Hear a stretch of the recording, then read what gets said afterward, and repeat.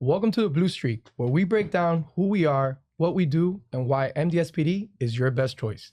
I'm your host, Executive Officer Jandro Suarez, and today we're going to the Northwest. The Northwest is led by Captain Castilla, and he's here today to give us a little bit more knowledge of what goes on in the Northwest. He's also brought on two of his sergeants from the Northwest District.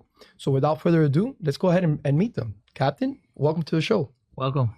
Thank you. We also have Sergeant Vasan. Welcome to the show. Welcome. And Sergeant Sardinas. So Thank you. for our listeners that don't know who you guys are, just tell us a little bit about yourself. Well, I'm Captain Castilla. I was hired by Miami-Dade School Police back in 2015. After that, I became an officer. I went to GIU as a detective, and then I got promoted to a sergeant. I went back on the road. Then I have a chance to go back to GIU as a sergeant.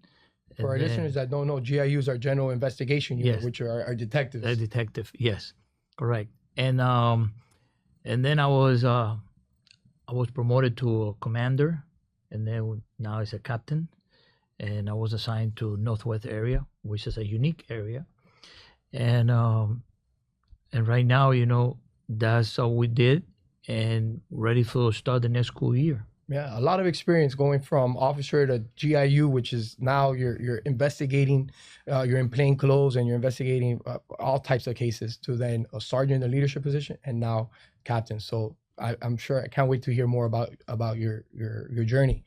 Sergeant Vasan, tell us a little bit about yourself. I know you were in another department before you came on to us.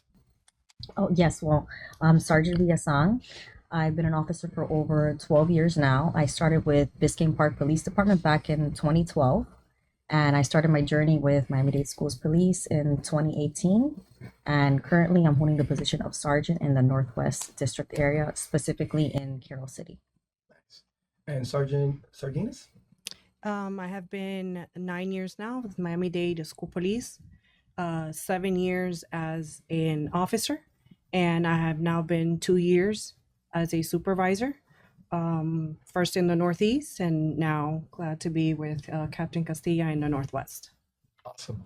Captain, question. I know the Northwest goes from Doral all the way to Miami Gardens area. So it's a different demographics, different, how do you handle all the different characteristics? I know you have the assigned Carroll City, Sardinas is in Miami Lakes. So how do you control all that? Well, normally we know how to learn the people cultures. We also get to a training where we know how to deal with all the situation that we encounter. And I have a phenomenal team, a unique team, like I always say. And the only thing that you need to do is to be fair, firm, and consistent. Treat everybody equal. And let them know that we're here to serve and protect. Let them know about our department mission and vision, and that's what we execute. Awesome. For our sergeants, what are some of the challenges that you have over in Miami Gardens as opposed to Miami Lakes? Do you guys work together? Hey, I have this going on here. Can you help me out? Or how does the dynamic work with you guys? Yeah, I mean, typically, if there's an issue going on in Miami Gardens and I need assistance from other supervisors or other officers, I do reach out to them so that way they can assist me in whatever I need. Now, with my area particularly, we have a very high call volume, so there's consistently something going on. And, if there's something that's needed in Miami Lakes, I'm more than willing to assist, and we always, have each other's back. That's awesome. Yeah, so we definitely, I would say, teamwork. We definitely work 100%. together. We are constant communication. It doesn't matter where we are. If we need each other, we're there. The areas do present their own challenges. For example, I would say Miami Springs, Doral, Miami Lakes. So these areas are very diverse. And they comes with social, cultural, logistical dynamic. And cultural sensitivity in these areas and approachability is just critical to build these positive relationships. So officers in these areas need to work hard to avoid being seen as like the outsider or the enforcer. typically in these areas, parents like the police presence, right? They love the there's a high visibility expectation. So they like the police presence, but at the same time, being careful that we're not too intrusive or too militarized. So that, that has its I think you its put it challenge. you put that very Absolutely. well in perspective, because it's true. Absolutely. We want the parents to know that we're there, Right. but we don't want the kids to feel like they're in a prison or a jail. And I think school police, we're the best to ever do it, right? Absolutely. So I think you nailed the head in the head. And I think you also said teamwork, working together, and that's a true testament of the captain, because I know the captain. I went to your barbecue. I know you do a Northwest barbecue and a kickball game against the Northeast. Can you tell us about what goes on behind those things? Like what happens in those? Well, I always try to create some kind of a family environment between the officer and keep it united. At the end, we all Miami-Dade School Police. So normally I get it with the other captains on the other areas to see how can we put together like a kickball tournament or something together, that officer that might don't see each other for years, and that's the opportunity for them to get together and share knowledge, and they can socialize and we can move on. So yeah, I love the idea of get all the officers together. Remember, we're in school every day from bell to bell. And it's hard because these officers, they don't see each other that much.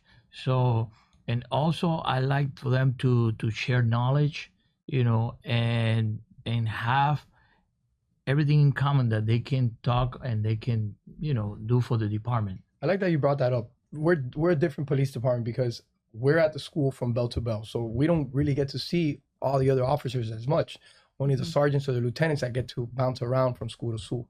So hosting those kickballs or tournaments or picnics or barbecue that you do definitely builds that camaraderie. So Yes. that's good for our listeners to know that we're there. We're at the school all day. Another question for you: how do you mentor and empower your supervisors and officers in their day-to-day role? Well, as a leader, one of my jobs, I have multiple. Yeah, but my top priority is a leader create more leaders. So with experience that I got, I try to let the sergeant make their own decision. I empower them to make the decision, the lieutenant too, and I try not to get involved unless I have to. But if they can resolve it, I trust in their knowledge, and that's what I do. I always, mentor them and guide them for the best of them and the department. Awesome, thank you. And for our sergeants, how are you engaging the students, the parents, and the staff, their trust? I know you talked about high visibility, but how else are you building trust with the parents and the community and the students? Well, we try to make sure that our officers are out there always during drop off and pickups. Mhm. So that way they have that face-to-face contact with the community and the parents as they're dropping off the students and picking them up. So it opens up the doors for more conversations. That way the parents do know that we are there and we are available to help them with whatever they need. Yeah, we want to be approachable. Absolutely. This is a goal. Yeah. So no, building trust and visibility, it starts with showing up consistently being present, being that reliable, being that dependable officer, the same officer every day, day in, day out, being available to work those school events where parents attend and they see that familiar officer face that is there, the same face that's there every morning and every afternoon. It's listening more than talking. Okay, they will come to you, they will approach you, and it's just listening to their concerns and listening to what they have to say and answering their questions. And not only that, but collaboration. We work close with the administrators of the school. We work together with them, and when parents and students and they see that communication, they see that relationship, it builds trust. They say they are on the same page. So that's again a great point, that right. we're the same. It's the same officer day in and day out. It's not like we're rotating, and it's the whole school year. And most likely, if they do a good job and the dynamic fits, they'll go on for a second school year and third and fourth year, and some of them will spend most of their career in that same school. So that's important for our listeners to know. Very, very good. Now going into the summer, I know the kids have a lot of downtime. Como dicen, los niños empiezan a inventar. Is there any advice or anything that you want to give the parents to keep their kids busy, or any safety tips such as social media, or anything that you guys would think is important? My best advice to them: keep it busy by probably doing sport, Mm-hmm. or take him to a park. Mm-hmm. Keep it away from the phone. Social media is a great tool. It's a great tool. It can help you, but also it can hurt you if you don't know how to use it. So what I do with my daughter, I always try to keep her busy. She take pianos, she play piano, she play tennis. I will take it with me to a park, to the gym. So I recommend the parents to keep that if they can. Some of them have to work. Keep those kids busy during that time. And when it's close to a year, now getting back on track to start doing homework, read a book, stuff like that. But definitely stay away from the phone. Social media is gonna hurt more. Yeah, I know our previous guests have monitor their phones, or disconnect the phone after a certain time. Correct. And give them that, or have them earn that phone time. Yeah. And the sergeants, any advice for our parents as well? Well, obviously exactly what the captain said. Just keep them physically busy, and doing something extracurricular activity that they do enjoy. And then our department also offers summer camps and things like that would be for a future to sign up maybe next summer or whenever. Awesome. Okay, guys, and any last tips or advice, or anything that you want our viewers to know that I didn't ask you about Miami-Dade Schools Police? Why we're your best choice? Why we're the best police department? Well, definitely, I can tell you this is the best police department, because I came from Florida City Police Department, and No, not bashing Florida Police Department. No, not at all. no, but I came from there, and I want to share something with you. I was there, and I made probably around 60 arrests a month, which Wow. is almost and it's in record. You can check. And every time I take somebody to jail, next day I see him at Walmart, and I say, "Wow, so what did he learn?" I put him in jail, and look, he's back again. So I say, you know what? I think I should go to Miami-Dade School Police Department and try to create some impact on the kid, so in the future they don't need to go to jail. So I would say, if at least I can do one child, I did my job.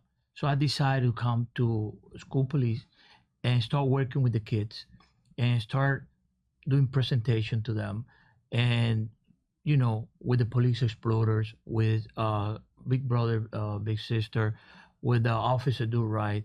We have 80 Eagle. We have multiple programs here, and I try to get involved in all of them, even 5,000 role model.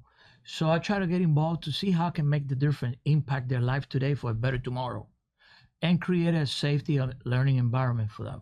So I always try to encourage all my sergeant, my lieutenant officer, to go and be on those programs, because that at the end is going to make the big difference. And I do have an officer that works for me now. I'm his captain, and he was one of my police officer explorers at Barbara Goldman, which is Officer Nodal. He was my chief of police or police explorer. Now he's one of my officers. So that's something that made me feel proud, and that we do on our job. So definitely, that's something that we always trying to see what the vision and the mission of the department. And that's what also makes us unique. We're not here to just, we got you. We're going to arrest you. We're going to mentor the kids. We're going to counsel them. We're going to do a diversion program. We're going to outdoor suspension. And the last resort is an arrest. If it has to get to there. That's exactly, I always tell people, and here in Miami-Dade School Police, we have two hats. First of all, we are a school resort officer, and we had to go to training for that. We had to go to school for that, 40 hours. So what does that mean? We always have to be resource. We not go to jail for, take them in jail. No, we do a resource. We try to help the family, whatever resource they need. We have a Share Your Heart. That's a organization that we use to help these families. So we always try to help the family. Now, when it's a crime committed that we have no choice, and that would be the last resource, and then we change the hat. Now we're going to be police, But I wanna be clear that our main job is to serve and protect this kid, and mentoring them to have a success career when they're in school board. Perfect.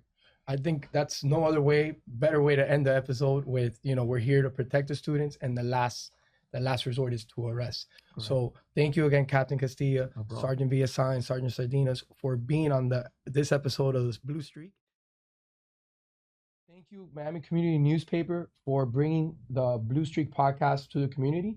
And remember that we're here to protect, serve, and inspire.